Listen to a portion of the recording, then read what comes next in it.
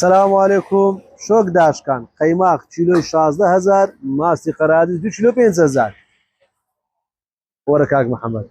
پەنیری دەرەجەی گامێش کیلوی 4000 لۆری دەرەجەیەک کیلوی 4000 کیلو بە کیلۆی بی لۆ دەکەینە 7000 دینار سەرتۆ نازدارەکە سەرتوی دەرەجەیەکی چێر کیلوی تەنها 10000 سەرتوی مەڕی سەرتۆکی دەرەجەیەک ساف مەڕ کیلوی تەنها 16000 چارەکی 4000 پەنیری گامێشی کیلوی تەنها 4000 دینار وەرە کاک محەممەد وەرە با بچین ژۆرێ ماسی مەڕی بە هەموو تامەکانی و هەموو گوندەکان 2 کیلو تەنها 5000 دینار ماسی مەخموری ماسی دۆرەزەی ماسی قەراجی ماسی عوێنەی ماسی چێری ڕقەمیەکیش هەر بە 2500 دینارە کیلو 1000 ڕوبعەت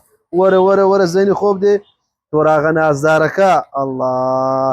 دەرمانی هەموو دەردان کیلو تەنها 1000 دینار ستری 20 کیلو 16000 دینار وەرە خۆ بگەینە ئەشیای مووسێ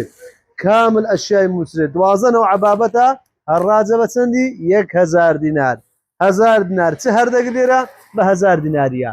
شۆک داشکانە وەرە زەینی خۆ بدە و بەرێش کێشی عفرین بە هەموو تامەکانی هەژ نەوع تام کیلۆی تەنها 3000 دینار برمە نازدارەکەش برمە نازارەکە لەبیر نەکەین ڕقم 1 بێشەکر تەنها 5000 دینار باقلاوەی دەرەجەیەکمان هەیە و لوقمی دەرەجەیەک VIP مووسر کیلۆی تەنها 4000 دینار ئەوە لە چێ بەدەست دەکەوی ماسفرۆش ئازرەی وار زوو خۆ بگەینێ هەتامایە ڕێز و سلااو لە مولایش